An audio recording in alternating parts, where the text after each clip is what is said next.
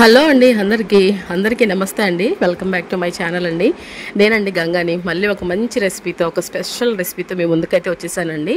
So ఇక అదేంటంటే ఈరోజు మన ఛానల్లో మనం పెట్టబోయే వీడియో ఏంటంటే రాజస్థానీ ఫేమస్ చిన్నులపాయ పచ్చడి అనమాట అండి. అంటే వాళ్ళ భాషలో వచ్చేసేసి గార్లిక్ పచ్చడి అనమాట. రాజస్థానీలో ఫేమస్గా చేస్తారంటండి. ఇది నేను ఏదో ఇన్స్టాలోనో లేకపోతే యూట్యూబ్లోనో చూసి చేయలేదండి.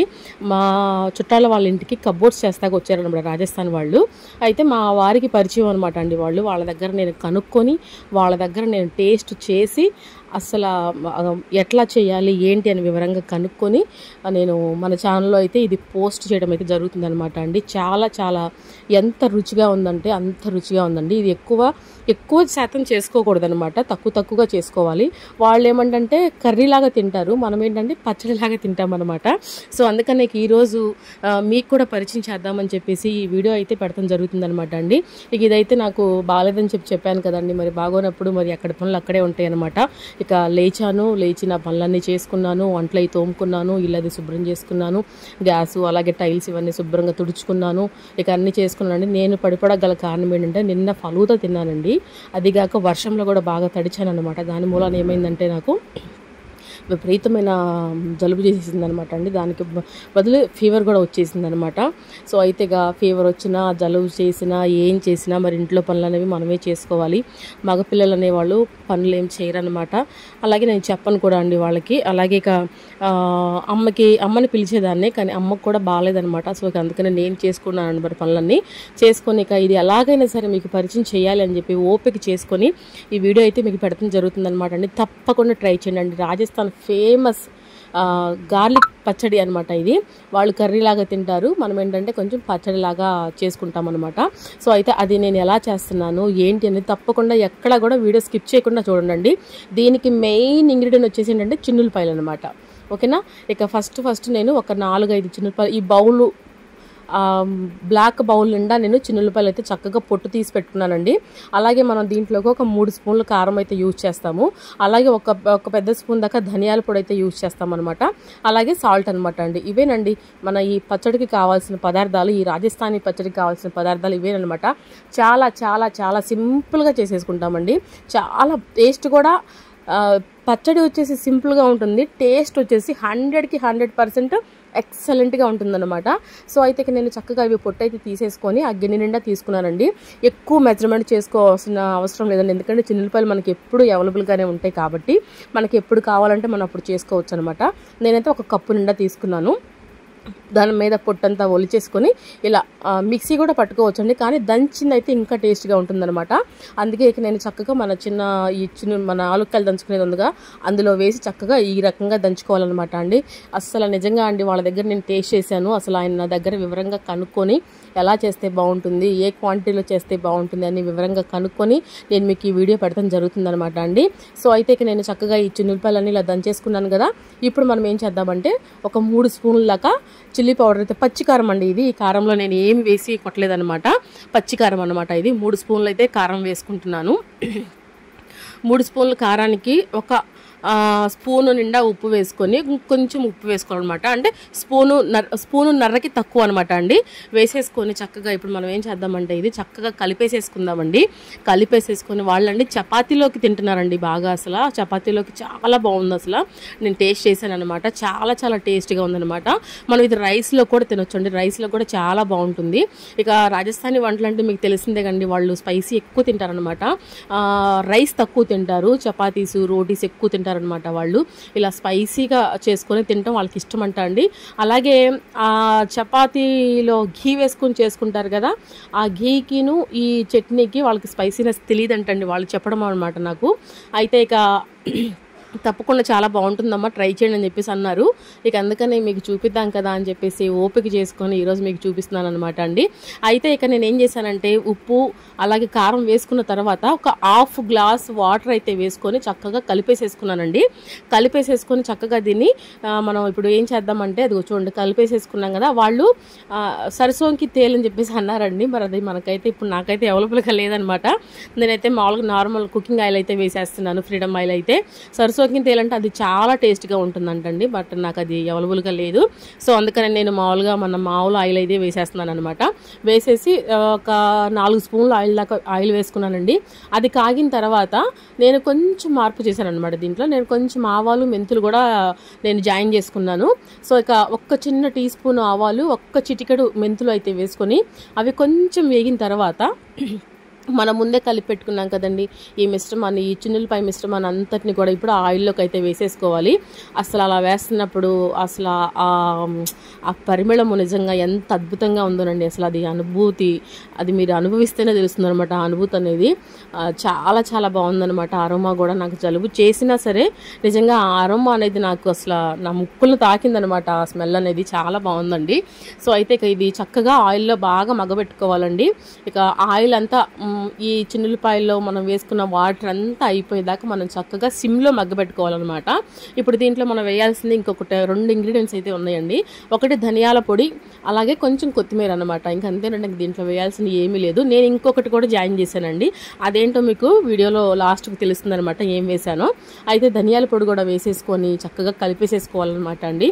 కలిపేసేసుకొని ఒకసారి నేను చిన్న అబ్బాయిని పిలిచి ఉప్పు అయితే చూపించేస్తాను సరిపోయిందా లేదా అనేది. నాకెందుకంటే టేస్ట్ నాకు తెలియట్లేదండి, ఎందుకంటే జలుబు చేసింది కదా, నాకు ఏం తెలియట్లేదు అనమాట. అందుకని మా చిన్నబాబుని పిలిచి ఉప్పు సరిపోయిందా లేదా అని చెప్పేసి అని అది నేను వీడియోలో అయితే పెట్టలేదండి. వాడు వీడియోలోకి కనిపిస్తే ఇష్టపడలేదు అనమాట. అందుకని నా క్లిప్ అనేది నేను ఇక్కడ కలపలేదు. సో అయితే ఇక వాడికి నేను ఉప్పు చూపించేస్తే మమ్మీ సరిపోయింది మమ్మీ, కరెక్ట్గా సరిపోయింది మమ్మీ, చాలా బాగుంది మమ్మీ అని చెప్పేసి అన్నాడు వాడు. సో అయితే ఇక మనం చక్కగా మగ్గబెట్టుకోవాలండి. మగ్గిపోయిన తర్వాత కొంచెం ఉంటే మరీ ఎక్కువగా వేసుకోదండి కొత్తిమీర అనేది, జస్ట్ వేసామా లేదా అన్నట్లుగా కొత్తిమీర వేయాలన్నమాట. వాళ్ళు నాకు చెప్పిన మాట అండి ఇది. కొత్తిమీర ఎక్కువ వేసేద్దామా, ఆ ఫ్లేవర్ ఎక్కువ అయిపోయింది మళ్ళీ, ఎందుకంటే మనం ధనియాల పొడి వేస్తాం కాబట్టి కొత్తిమీర జస్ట్ వేసామా లేదా అన్నట్టుగా వేయాలి దీంట్లో అని చెప్పేసి అన్నారనమాట. అందుకని నేను జస్ట్ కొంచెం కట్ చేసి చక్కగా దాన్ని కడిగి కట్ చేసుకొని ఈ చట్నీలోకి అయితే వేయడం జరుగుతుందనమాట.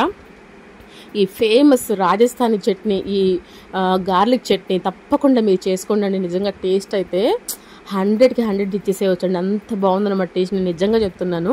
సో అయితే నిజమా అని చెప్పేసి నన్ను ప్రతి వీడియోలో చెప్తారండి గంగారు మీరు అని చెప్పేసి. అది మీరు చేస్తేనే కదండి దాని టేస్ట్ మీకు తెలిసేది, అందుకనే నేను మీకు చెప్పేది. సో అందుకని ఇక మనం ఏం చేద్దామండి, ఇప్పుడు మన చట్నీ అయితే ఆల్మోస్ట్ అయిపోవచ్చిందండి.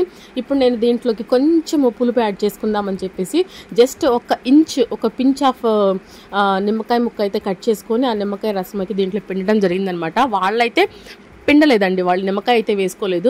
నేను దీంట్లో కొత్తగా జాయిన్ చేసింది ఏంటంటే కొంచెం ఆవాలు మెంతులు, అలాగే లాస్ట్కి కొంచెం ఒక్క చిన్న ముక్క నిమ్మకాయ అనమాట.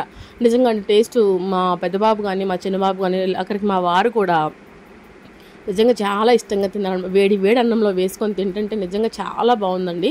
నేను ఆ రోజు వాళ్ళ దగ్గర తిన్నాను కాబట్టి నేను మీకు ఇది ఎలాగైనా సరే మనం వాళ్ళకి పరిచయం చేయాలి అని చెప్పేసి అని నేను అసలు ఇది దగ్గరగా వారం కిందే రావాల్సిన వీడియో అండి.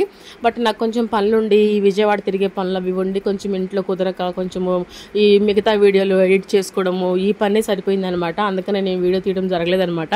ఇక ఎలాగైనా సరే ఈ రోజు తప్పకుండా పోస్ట్ చేయాలి అని చెప్పేసి అని నేను వీడియో తీయడం అయితే జరుగుతుందనమాట అండి. సో తప్పకుండా ట్రై చేయండి, ట్రై చేసి టేస్ట్ ఎలా వచ్చిందో ఇది మనం చేసుకున్న రోజు కాకుండా ఆ తెల్లారి తింటే ఆ చిన్నులపాయలు ఆ ఆయిల్లో మగ్గండి, అసలు ఆ తెల్లారికి మరింత టేస్ట్ రెట్టింపు అవుతుందనమాట.